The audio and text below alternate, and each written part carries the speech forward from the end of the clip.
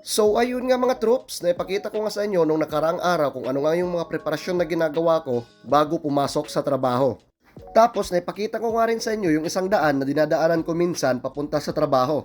Tapos eto naman ngayon ay ipapakita ko naman sa inyo ng konti kung ano talaga yung mga ginagawa ko sa trabaho. So ayan, every time na mag-uumpisa talaga ako ay nagsasign up the cross ako. Bilang pasasalamat na rin na nakarating ako ng maayos papunta dito sa trabaho. At syempre, para gabayan niya pa rin tayo na maging maayos ang buong trabaho. So ayun, ganito nga yung ginagawa ko pag umpisa ko ng trabaho.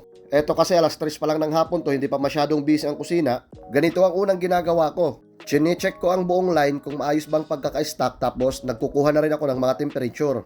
Tapos eto nga, may mga order na pa konti-konti kasi alas 3 pa lang ng hapon, hindi pa masyadong ganong kabisi. So ayun, pagka ganito, halos buong line ay pinapahawak na sa akin. Ako na ang humahawak ng window, fryer, flat, tsaka ng grill. Halos buong line talaga ay hawak ko na. Pero okay lang, para enjoy rin naman. Ayoko rin kasi ng isa lang yung nahawakan, nakaka-boring. Mas mabilis akong napapagod pag boring sa trabaho, kaya mas gusto ko pa yung palaging busy araw-araw.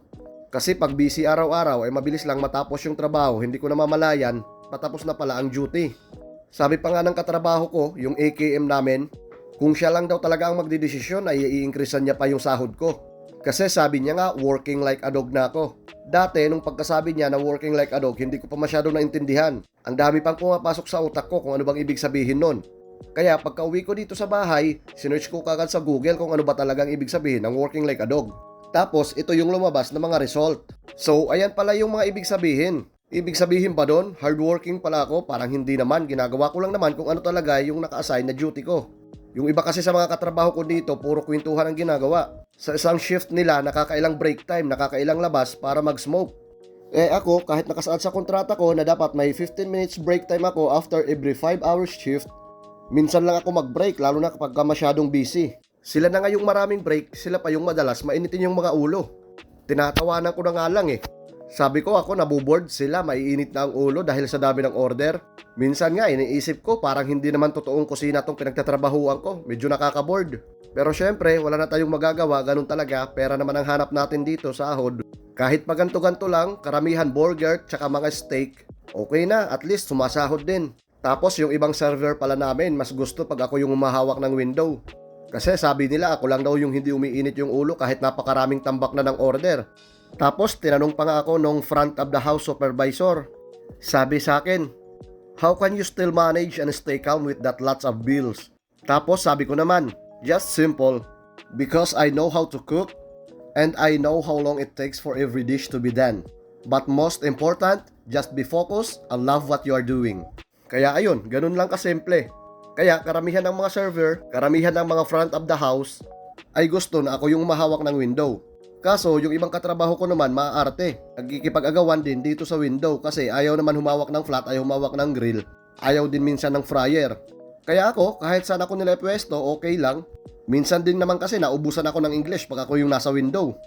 Kasi syempre ikaw yung makikipag-communicate mula sa front of the house para sa back of the house. Tapos ito bagong dishwasher namin.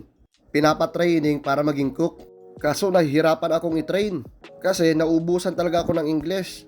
Kaya ngayon, pinafocus ko na lang muna siya as a dishwasher. Nga pala, bago magkalimutan, shoutout muna dito kay kumparing Jolsa Sonjay. Ito si paring Jason, kasama ko to dati sa barko. Kumpare at kabrad ko rin to sa Acro. I miss you pre, see you soon sa pag-uwi natin pareho. Ingat kayo palagi dyan. Ay nako, namiss ko tuloy magluto sa barko. Nakakamiss talaga kasi magluto sa barko. Kasi unang-una, napaka-challenging magluto kapag lalo na maalon. Tapos mas lalong lalabas ang pagiging creative mo lalo na pag nasa cargo vessel ka. Pero okay lang, ito susubukan ko rin muna mag-land base kung ano ba talaga mas maganda. So ayun mga troops, hanggang dito lang muna yung may papakita ko sa loob ng kusina namin.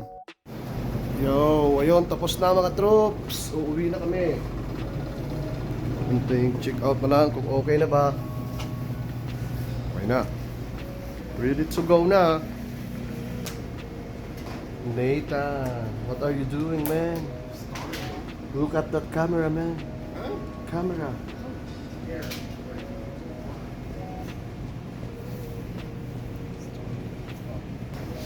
Nathan, Yeah. how old do I look like to you? Actually, I'd say like 29. 29. Yeah, that's great. Let's go. And what's my nationality? Filipino. What the fuck? Not say on camera. Because before he said I'm Mexican. So yun mga troops, kami ay lalabas na. At malamig na dito sa labas kasi umisnow na naman kanina. So maglalakad lang kami hanggang doon sa may bus stop na yon. Mga 2 to 3 minutes lang na lakad. So ayun mga troops, naglalakad na kami malapit na sa bus stop. At kita nyo naman, nagyelo na naman dito. Lakad na naman kami sa yelo. Huhuy. Bali sinasadya ko talagang dito sa yelo umapak. Kasi pag doon ako sa semento, matigas na kasi yung yelo doon kaya madulas. Tapos naka J1 lang ako. Nag J1 lang ako ngayon, hindi ko kasi akalain na mag-i-snow ngayon eh. Kaya sinasadya ko talaga na dito sa yelo umapak. Kasi malambot pa, hindi pa matigas, hindi pa madulas. Walk door to the restaurant. So yung mga troops, malapit na. Yo, what's up? Hey, what's up? So ayun mga troops, nandito na ako sa bahay. Bali hindi na ako masyadong kapag-video kanina. Habang naghihintay ng bus, tsaka nung pagkasakay ng bus. Kasi habang naghihintay ng bus, medyo maambon na may kasamang snow. Tapos nung nasa bus naman ako, naka-headset ako, nakatulog-tulog ako. Medyo pagod din kasi. Tsaka anong oras na rin kasi.